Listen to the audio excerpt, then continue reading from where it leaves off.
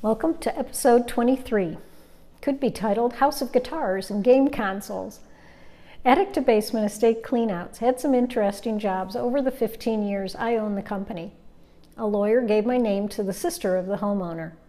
The man died when he took out the garbage to the street in his pajamas one evening, slipped and fell, and died of exposure. The brother and sister had grown up in the house, but she had married and moved to Virginia. The brother had also married, but he and his wife had split up, and then he moved back home with his parents. The sister told me that the brother took over several rooms of the house and even put locks on those doors so the parents couldn't get into rooms in their own house. Both parents died eventually, and the son filled up the rest of the house with 200 Fender guitars, which were never played, and game consoles of all kinds. We found Atari, Nintendo, and game cartridges all over the house. There was a 1979 Pontiac Firebird in the garage. This house was 2,200 square feet, built in 1967, with 4 bedrooms. The basement looked like a warehouse with aisles of Fender guitars, games, and electronics. There were even Fender guitars in boxes around the master bath.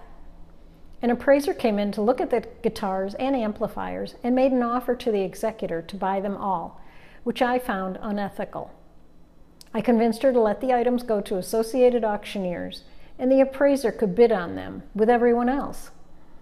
The owner of the auction company advertised the sale widely, plus made some phone calls to people particularly interested in guitars. The sister and I went to watch the auction on a Tuesday night. The guitars went for double what the appraiser had offered the estate. The appraiser did buy several of the guitars. The house was nicely furnished and decorated by the parents. The dining room buffet and china hutch, along with the kitchen cupboards, were stuffed with dishes, some of which were sold. There was Disney World items, as the son had gone many times and bought glasses and toys while there. We finished this house in 5 days. One helper was with me 3 days, and a different helper was with me 1 day. We worked 46 hours altogether to empty out this house. I liked houses of hoarders because I knew it would be a fairly big job and keep us busy for a week or more, depending on how big the house was and how much there was in the house.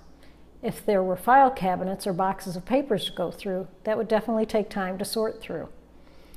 The bad part of doing several hoarders' houses in a row is that it got depressing for me. It became hard to believe that all people besides myself and my helper didn't live that way. Also, the houses could be very dirty because no one can thoroughly clean when there's so much stuff everywhere. Mice come in and no one can see where they are, hiding among the boxes and the furniture piled up.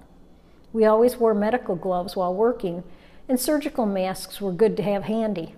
When I first started organizing, I worked in a house where the woman was divorcing her husband because of his hoarding. While I and other organizers were in the house, the wife wore a gas mask because she said she couldn't breathe easily because of the dampness and mold in the basement. I can understand why she left him. I commend organizers who work side by side with hoarders in their homes because it takes immense patience. Because a hoarder usually wants to touch each item and discuss it.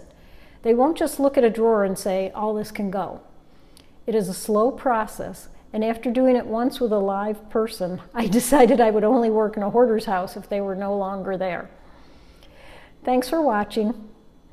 Besides the photos posted at the end of this video, you can visit the Facebook page 800 Houses, 800 Jobs for more photos. Please subscribe and comment.